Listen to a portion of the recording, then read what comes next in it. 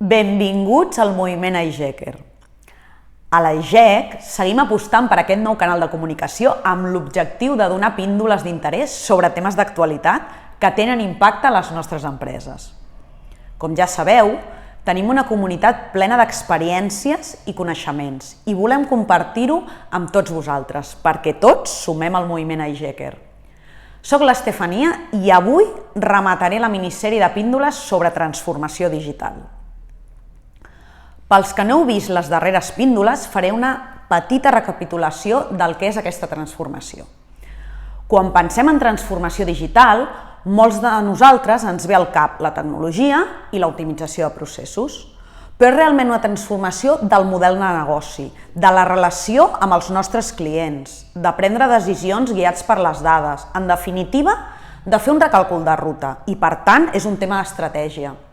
Fa un temps, la globalització, l'euro, la Covid, la realitat és canviant i difícil de predir. Per tant, hem de trobar els mecanismes per adaptar-nos a la realitat present i del futur.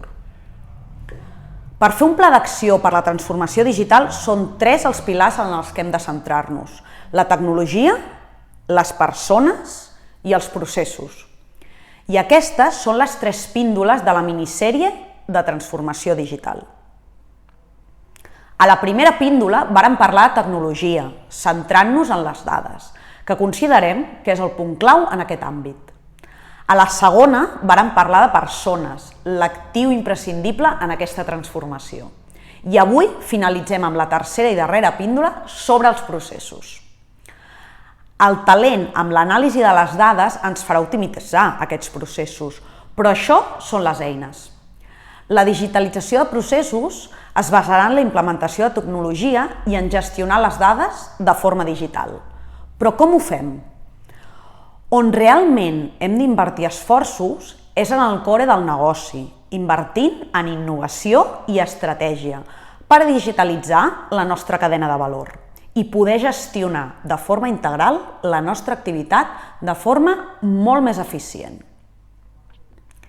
Tornant a l'exemple del sector porcí, no només cal tecnificar la granja per tal d'obtenir dades, sinó automatitzar i optimitzar els processos, per maximitzar l'eficiència i, un cop més, per a que en podem obtenir dades fiables i en temps real.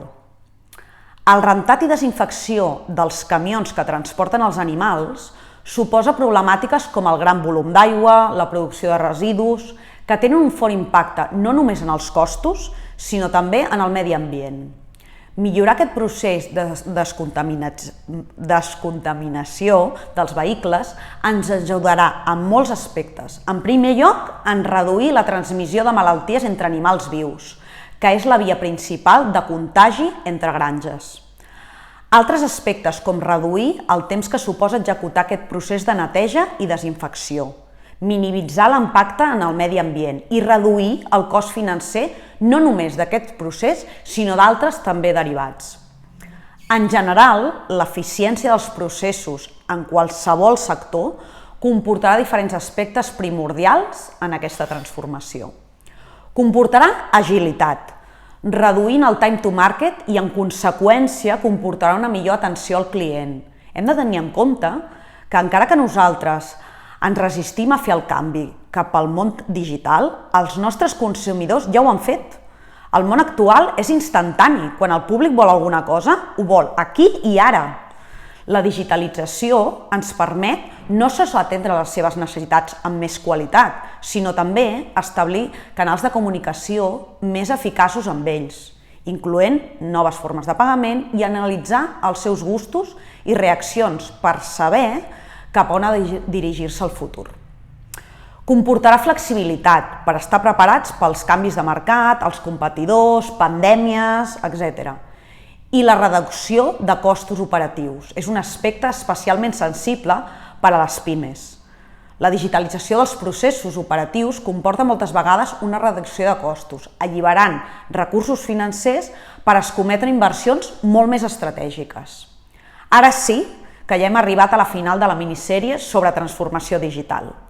Entenem que encara teniu més dubtes i si voleu aprofundir en aquest o altres temes, contacta'ns al link que trobaràs a la descripció d'aquest vídeo per mail a igec@igec.cat i et derivarem amb un expert.